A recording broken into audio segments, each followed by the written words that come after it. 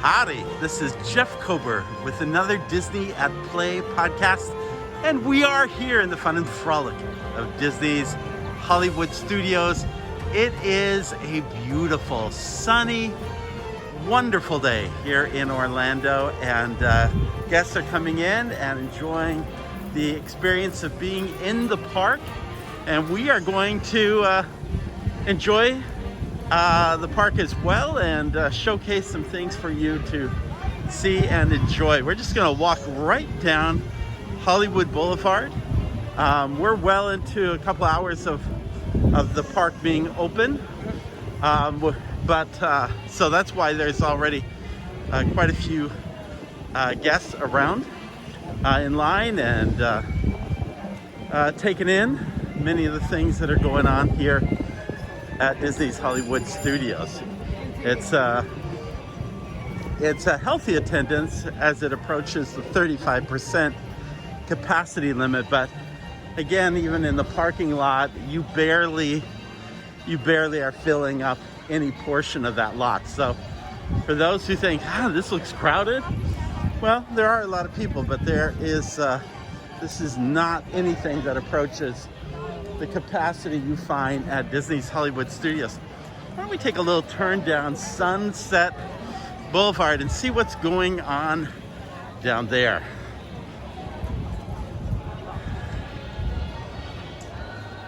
Here we have Legends of Hollywood on the right side, and over here at the Beverly Sunset, now premiering Pixar Toys, Treasures, and Beyond.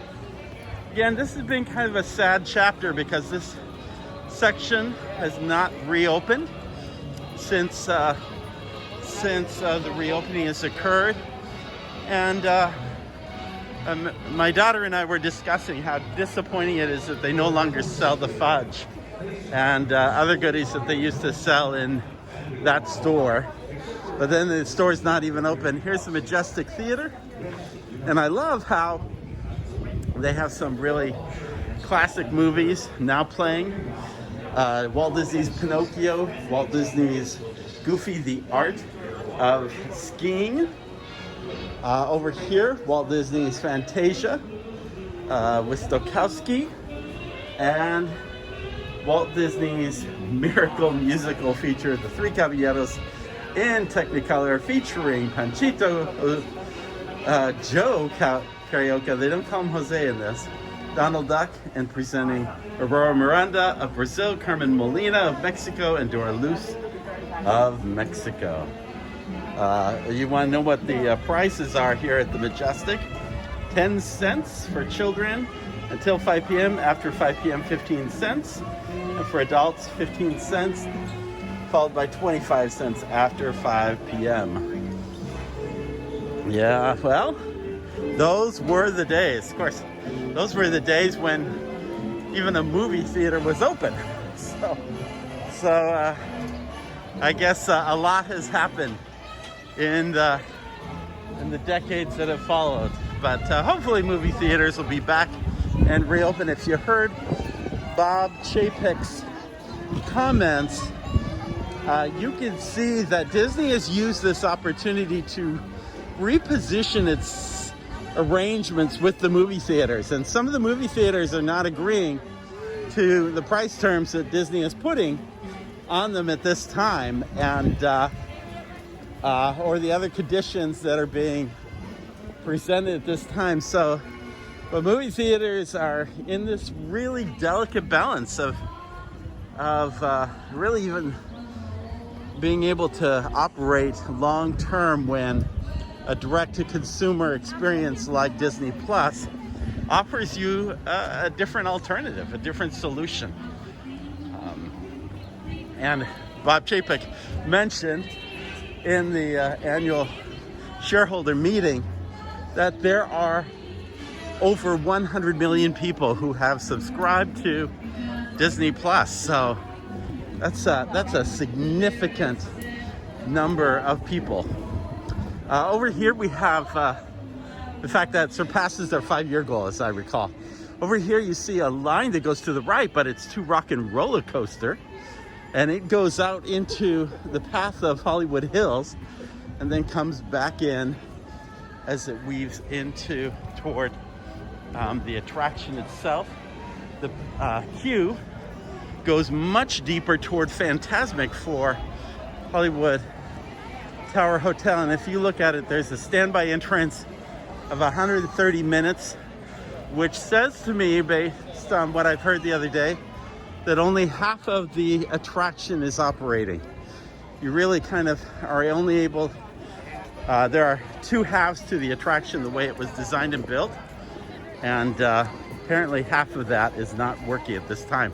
That's causing that long queue. And of course, when that's a long queue, then people feed into Rock and Roller Coaster, making it a long queue as well. But we're gonna move through into Rock and Roller Coaster to this area and see what's going on. You see that the face painting is not open, but the hot dog stand, Eat to the Beat,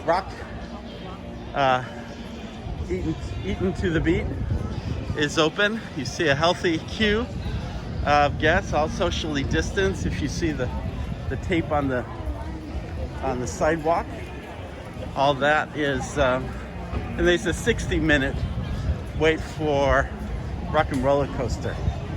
So, yeah, I don't believe it's going to become less. If you ask me, well, when's a time period I could come and when the lines are not quite like this? Well, other than just the basic philosophy of getting here real early and getting on rides and attractions before they open, there is not a real season. I think moving forward, I don't think Disney's going to present a new season where it has free meal plans and things of that nature. I think demand is only going to continue going up at this point. This queue, by the way, is for Lightning McQueen's Racing Academy. If you haven't seen that, it's not the most intelligent show ever created, but it has an amazing animatronic in the form of Lightning McQueen as the car, and it's impressive. I'll put a link on the show notes to our YouTube video of it. You want to check that out because it really is worth taking in. At any rate, here we are at this corner of Disney's Hollywood Studios. If you want to see your favorite Pixar pals, this is the place to do it down Hollywood Boulevard. They're coming, leading first with Mr. and Mrs. Incredible, followed by Edna Mode, which I gotta tell you, she has her own car. It's a convertible. It's she's classy, and this is just, it's a hoot to see her riding along here, doing her fashionista kind of thing here, and looking good. Then we have Solly coming through from Monsters Incorporated, and that's followed up by members of the Green Army Band, and they're working their way down the street. And behind them come Jesse and Woody and Buzz Lightyear in his own vehicle.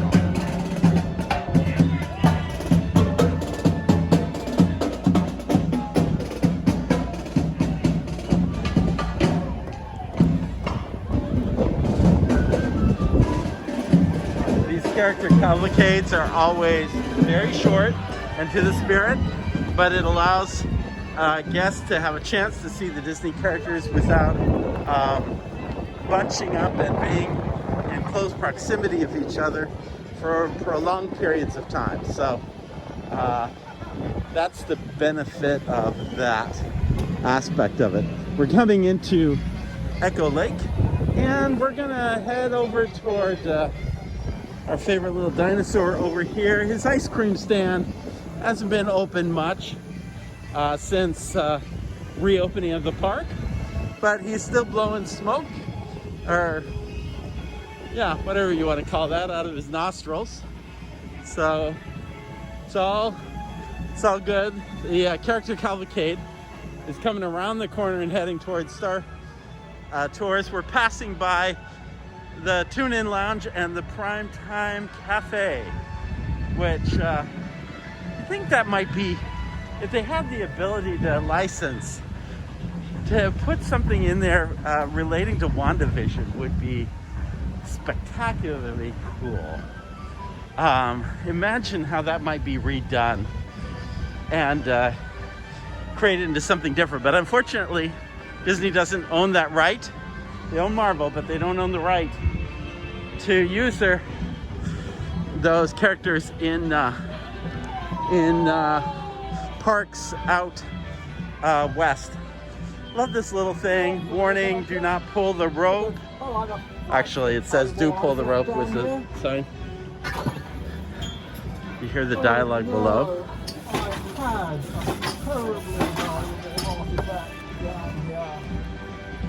It's a little gag. One of the new things that's happened here is a little bit of a relaxation station that has been created out of the Indiana Jones Theater.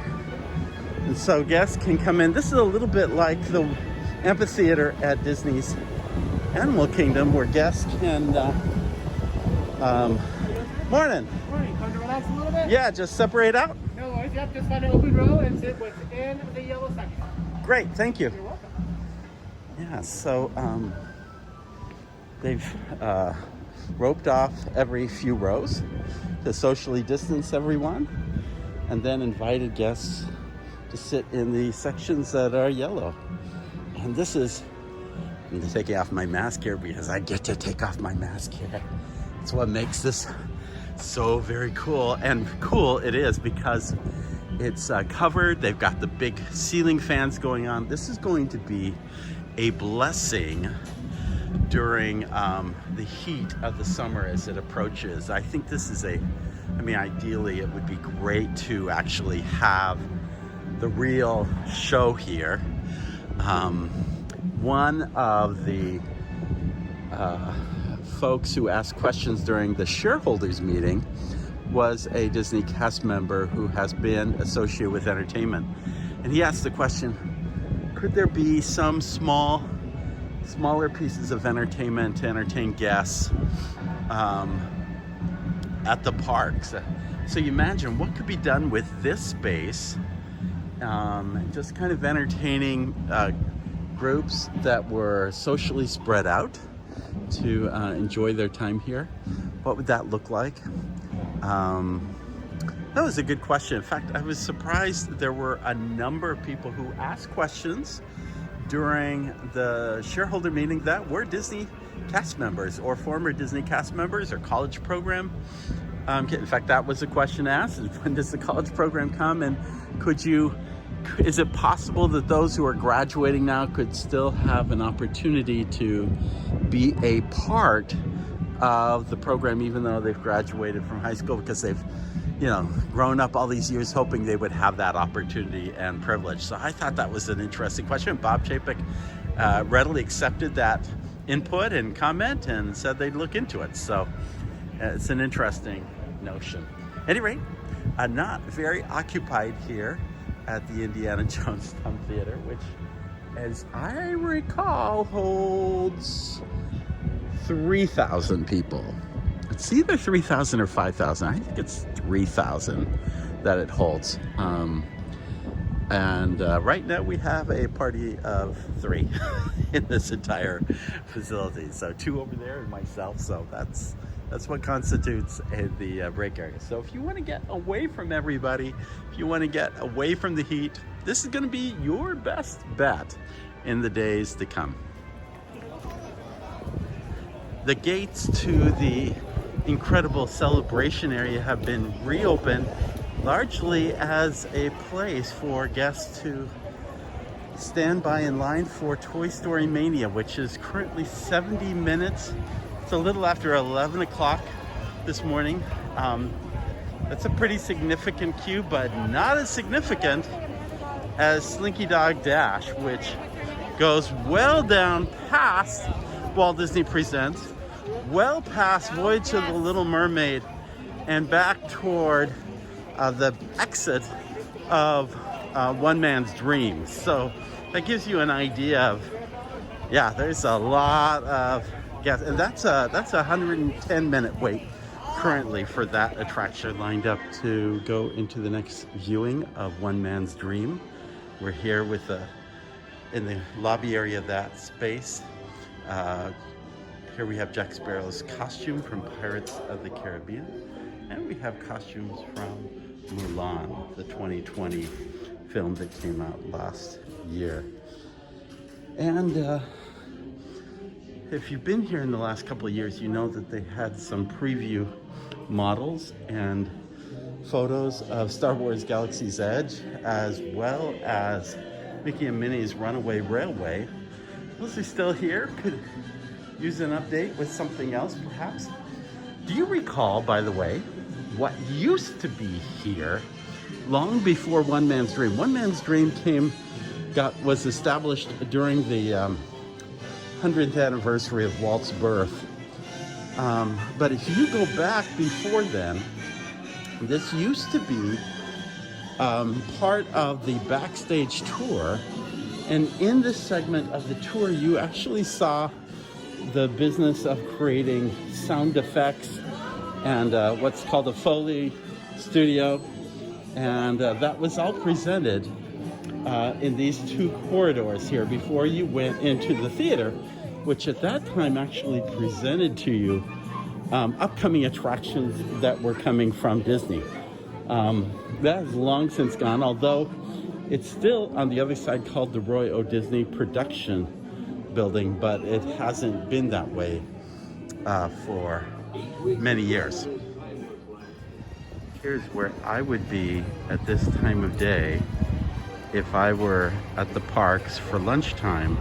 This little lounge area outside of the Brown Derby is first come, first serve, but socially distanced outdoor dining, and there are spaces available. You might have to wait a few minutes, but nothing compared to the lines out there. You get many of the same treats that they serve inside the Brown Derby. If you haven't had a chance, take a look at our podcast where we reviewed great places to dine during the pandemic and where you can get socially distanced and feel comfortable eating and dining. We have decided to go over to Docking Bay 7. It's been a while since we've done the ribs. We've done everything else on the menu just about, but I thought we'd have a ribs night. So here we go. We're off to get some food. For those who have forgot what this looks like, here it is. Madison added the dessert on top of it. I kind of missed the blueberry muffin. That was kind of one of my favorite things. Well, we'll check it out and give you a new review. We decided that we would go ahead and eat outside, and it's just kind of warm enough. We still have long sleeve shirts on, but it's nice enough outside. We thought we'd take advantage of just being out here. Madison's finishing her dessert, and I'm doing a little bit of just one of the little booths in the exterior area, and I love it because you get a lot of privacy for it.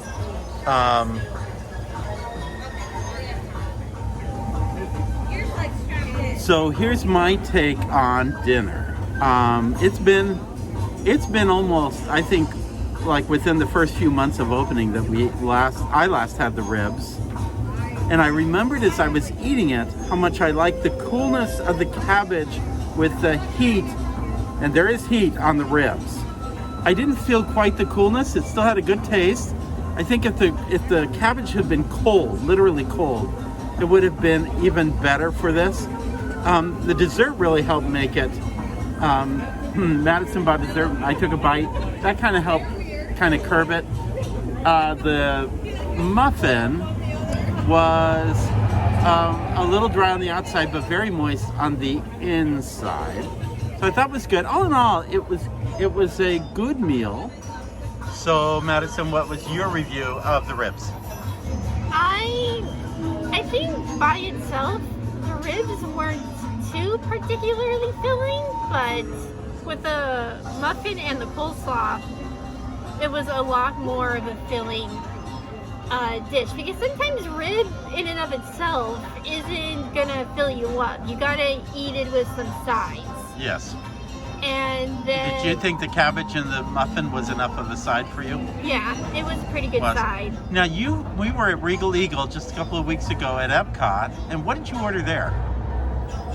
I ordered the kids' meal ribs, and so there are only 2 pieces of rib, but I didn't really order the sides too well. So I had some coleslaw that's right. and watermelon. So just look at the ribs and taste. Which would you prefer, the ones at Regal Eagle or the ones here? I think here, but I haven't tried the adult ribs in Regal Eagle. They're the same, it's just a bigger portion. I don't think it's a different cooking style. I guess here because it's more flavorful. Yeah, to me, spices. I would have preferred the Regal Eagle because I think there's just a little too much heat packed on this. But results will vary, and depending on your taste, and you may like that kind of heat, and that's all good. So let's go exploring more of Galaxy's Edge. All right, we are out to enjoy Millennium Falcon Smuggler's Run. You see there's a good size, healthy queue for getting into Doc Ondar's place. And we come upon the Millennium Falcon. And can you believe, in May, in just a couple of months, it will have been 2 years since this attraction premiered at Disneyland. And I remember coming down the equivalent of this path to get into it, and how exciting it was, and seeing Chewie. Chewie was up here on the edge. I actually left the queue and went in to get a picture with Chewie. I thought it was appropriate for being on it for the first time. And let's head on in.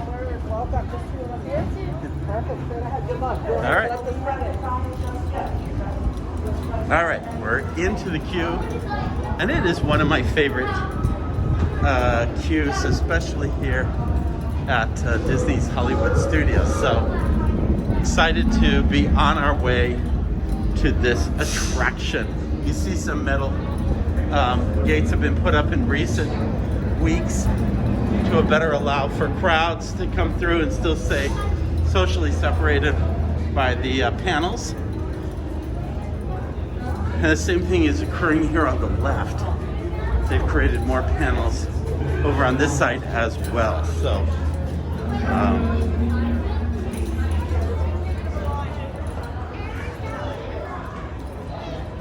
little view of the tower in the distance.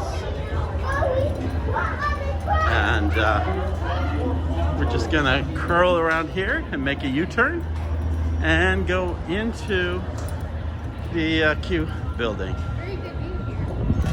Oh yeah, you get a good view of Docking Bay 7 from there. So there used to be a refreshment port right here in this corner. Wouldn't be surprised if it comes back after the pandemic is completely over.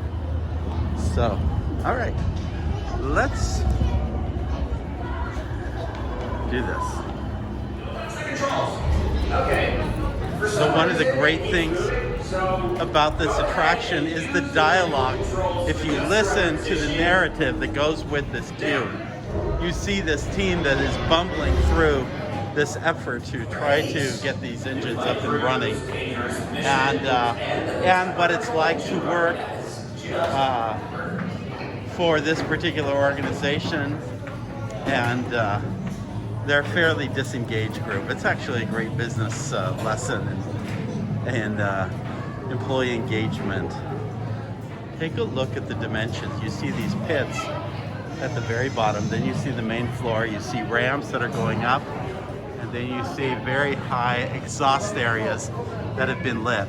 I mean, really, there's almost about 5 to 6 levels throughout this queue area, which gives it's like a multi-plane camera in Disney's films. It has many levels, and the details are kind of manifested by its different physical levels.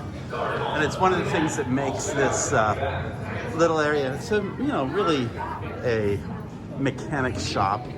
It's industrial. In some ways, it's like a dusty test track, if you remember the old test track queue that used to be there, which was an incredibly noisy queue back in the day. What'd you say? I mean, you're telling me that I hated that queue. Yeah, as a we kid. voted as the #1 noisiest queue in the world. But this has not only these levels of detail going vertically, but it also has these little pockets of details that relate to Star Wars and to the stories of Star Wars.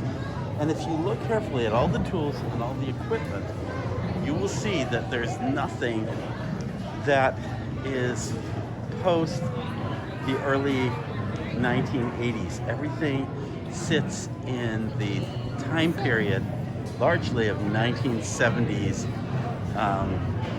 industrial design, which is what was available to George Lucas when he did the original Star Wars films. So that's what makes us really, I mean, they went through old airplane fuselages and cabins and tore out a lot of props for this. And it just all really is a testament, even the Millennium Falcon is a testament to reusing old parts. It's what makes it so fun and clever. The brilliance of this attraction is that you go from an exterior bottom view of the Millennium Falcon into a spaceport hangar, into an interior view of the top portion of the Millennium Falcon. It's just a brilliant use. I mean, really, this is just a big prop in front of the attraction, but they've maximized the experience, really getting to study it and look at it from a different angle than you would have seen in any other place. So it's, again, add the narrative in the background and all that's involved in it. It really creates a great queuing experience. So we're heading in to see Hondo Anaka, who's the owner and the man at the head of this transportation smuggling company. And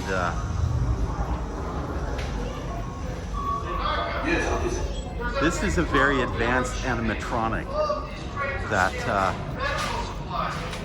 guests pass by perhaps too quickly in this season of pandemic, because usually you are stopped in that area for an opportunity to kind of have a setup for the show. But it's still an impressive figure, and now we are heading on board the ship. All right, we are here inside the Millennium Falcon, and there was at one point a little alarm that would go off, and you had to turn it off over here. I think all that got turned off during the COVID thing, so people stayed in place and didn't walk around. But remember, originally you could walk around anywhere you wanted to in the cockpit before you actually boarded. So the line has been at this point about 30 minutes, which is living up pretty much what it said it would be. I think it promoted 35-minute queue, but that's because part of the attraction is down. Not to create a spoiler, but there's more than one way to board the Millennium Falcon, and as you can see from the doorway, no one's boarding it from there. So, at any rate, it is what it is. We'll see you on the other side. All right, we're coming out of that. We kind of got lost in the exit. I can't believe I got lost in the exit. But there's a reason you can get lost in the exit. Let's just put it that way. And I'm not trying to give away spoilers, but probably one of the disappointing aspects of today's experience is that one of the disappointing aspects of today's experience is that that particular side of the spaceport was only working at half capacity. Now, that may have been due to issues relating to maintenance, but it could conceivably be a situation where they just felt like, we're gonna cut the costs on the number of cast members. 30 minutes isn't too long to wait, and so let's just go ahead and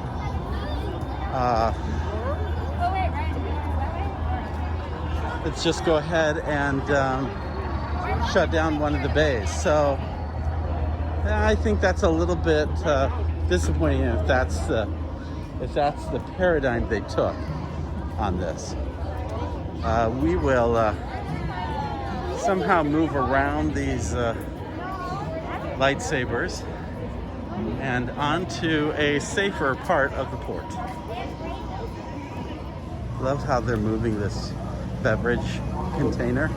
It's very in keeping with the themes of this land. And by the way, some of those droids actually do act up and speak up and do different kinds of things during the day. So you have to check out which ones. We were talking about the fact that we were engineers, and I thought, it's okay, let others have a chance because we do this attraction so often. But they put in a sheet of plexiglass into some of the cabins so that they can add more groups, 4 and 2 or 3 and 1 or some combination, so that you don't end up with cabins that are only 1 or 2 people and you lose all those other seats. But the problem is we were in the engineer section with children have no clue how to pilot that thing. They say young people know how to play video games, but I was not so certain by the end of that run. Definitely the same way. Holy cow. Exactly. So, but they the thing. owe the captain lots of money. Yeah, Hondo Anaka made a lot of money on damages today. But where I was going with that is the piece of plexiglass kind of separates you from the experience. The experience is what I really, I want to see where we're going and what we're doing, and you feel disconnected because of the plexiglass. So that was our observation of the experience. I think it made it subpar from what it usually is when we visit. And there goes Slinky Dog. We are moving through Toy Story. We see the barbecue restaurant up ahead. Speaking of barbecue, because we had it earlier, I wonder if they'll keep doing ribs over at Docking Bay 7 when they open up a barbecue restaurant here. Of course, it'll be a sit-down restaurant as opposed to a counter service, but at any rate, doesn't look like it's moved a lot in terms of making things happen, but we will keep going. We're going to move on to Mickey and Minnie's Runaway Railway before it closes. Dusk is settling on Disney's Hollywood Studios, but we're heading toward Mickey and Minnie's Runaway Railway, so gonna check that out before the park closes. During spring break, which begins next week, the parks will be much more crowded. Many of the tickets, or available reservations, I should say, have already been taken, so there is not as much availability. And I'm talking to a family that we were in the queue with. They did not get on Rise, but they had been on Mickey and Minnie's twice, and they had been on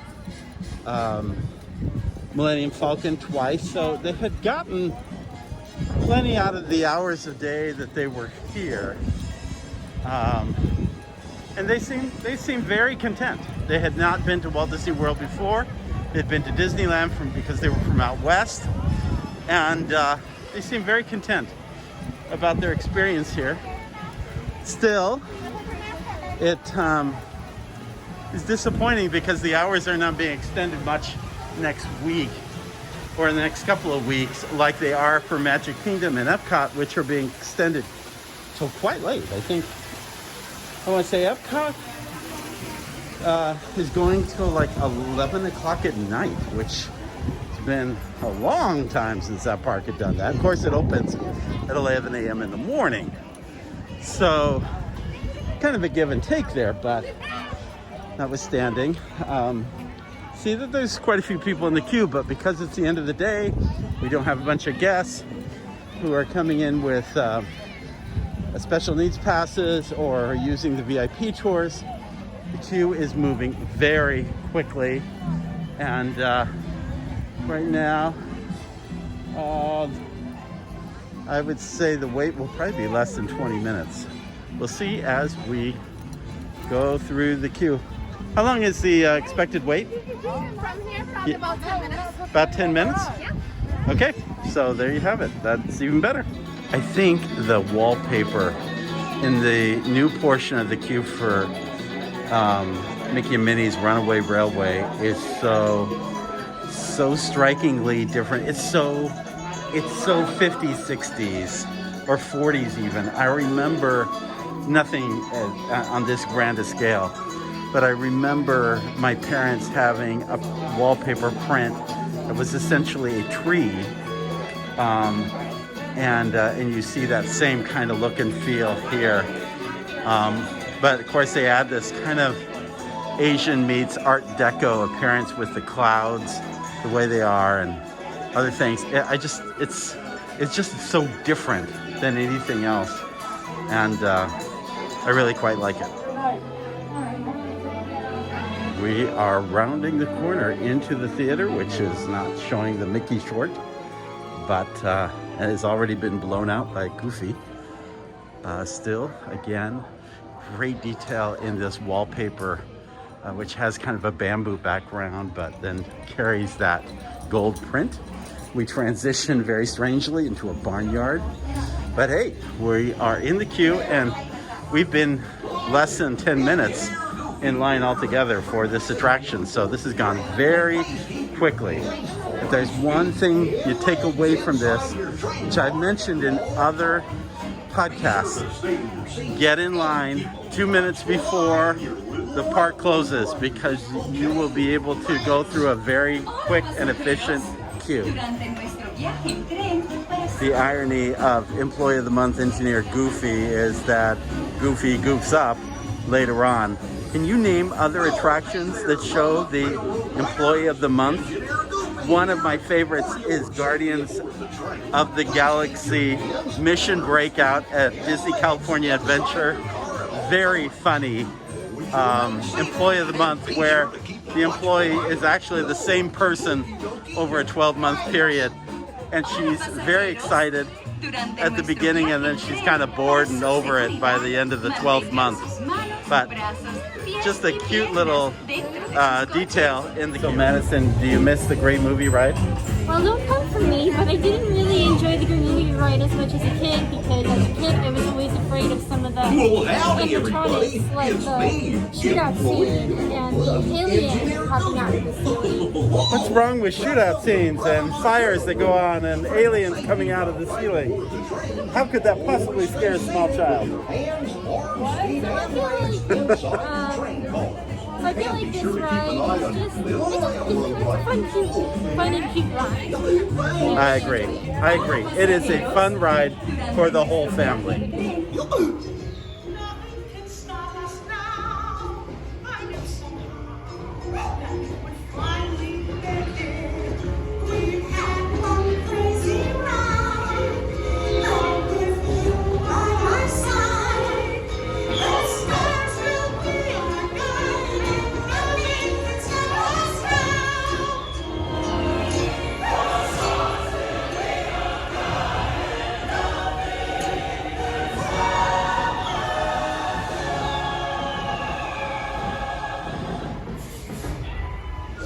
I love being in different seats, in different rows, even though my favorite is the last one.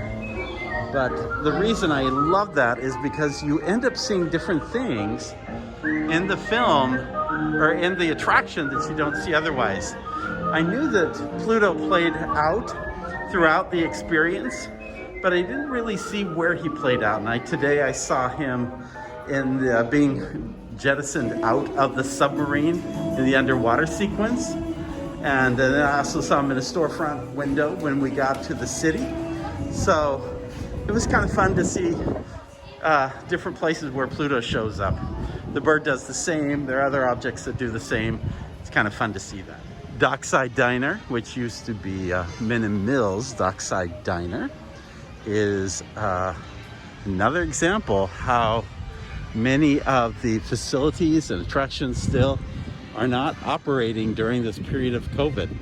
This reduces, this provides a lot of guests options in eating that are simply not available at this time. So it's a little on the side of disappointing. That said, I'm just glad I'm here. And as I round the bend here at Ecco Lake and I see the neon across the way, and I see Gertie the dinosaur, I see Indiana Jones Epic Stunt Spectacular, which actually, if I didn't talk about it already, is being used as a break area. But how cool it would be to be able to see the show again. So we missed so many elements of the experience. Fantasmic, Beauty and the Beast, The Little Mermaid, lots of component pieces that make up the entire Disney's Hollywood Studios experience. And it's sometimes disappointing that they're not here, but I'm glad the parks are open. I am glad that Disneyland has a chance to reopen. I hope you've caught earlier our last podcast, which talks about the issues around Disneyland's reopening. Actually, will have been the podcast beforehand by the time this airs. But again, it's all eventually unfolding and coming back to where it once was. In this shot, 2 attractions are featured. The bright one is Maroon Studios, Baby Herman, Roger Rabbit, Jessica Rabbit, of course, Who Framed Roger Rabbit, which was one of the first popular films that came out of the studio after Disney's Hollywood Studios opened. And they tried to put Roger in every conceivable place that they could. And they put, if you remember, there were a lot of props from Maroon Studios that were put into the exit area of the backstage tour. There was plans to do major attractions, a Toontown kind of experience here. Those fell by the way. Issues dealing with ownership of the characters and the possibilities that fell through of doing future films. Still, Roger Rabbit is a big part of the early days of Disney's Hollywood Studios and of the park experience. Actually, I want to say Roger Rabbit, I have to look that up because Roger Rabbit may have opened the summer prior to opening of the studios. I can't remember if it was 88 or 89 or 90. I have to go look that up. Sorry. Below it, you see a tribute to, well, it's Peavy's Polar Pipeline for frozen Coca-Cola concoctions, but Peavy is actually a representation of the Rocketeer from that film, which came about in the 1990s. And if you recall, there was even a Bulldog Cafe.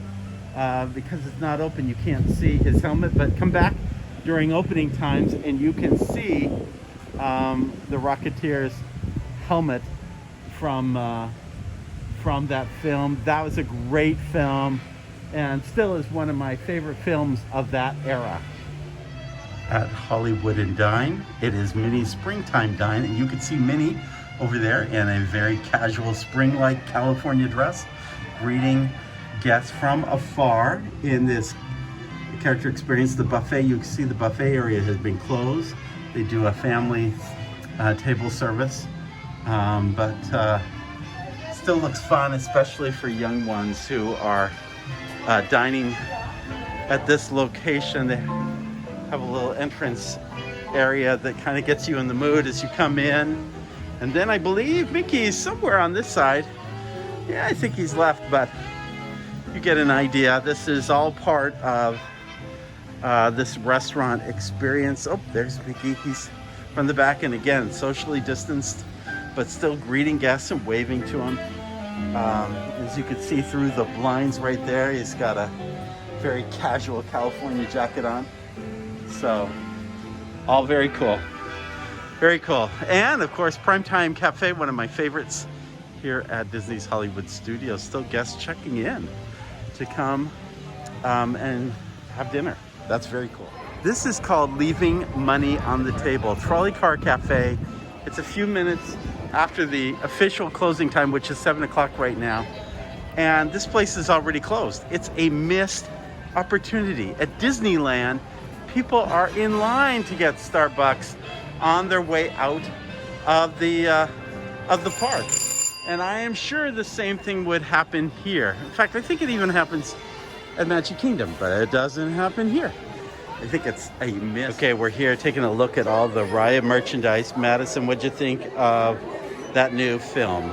I thought it was a stunning film. I enjoyed the main characters like Raya and Sisu. I think the movie's message on trust was a good one, and the animation, especially for the water, was just spectacular. You could tell that this was made by the same people who made Moana. Yeah, a little bit of Moana there, kind of in the construct of it, and definitely beautiful landscapes. I love the different settings of the different villages where the people came from. So. And there's some merchandise being sold. I'm not sure if it's selling. Oh, that's kind of cute. It's very soft on the belly. Oh, okay.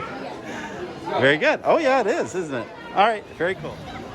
So I think that's a wrap for Disney's Hollywood Studios today.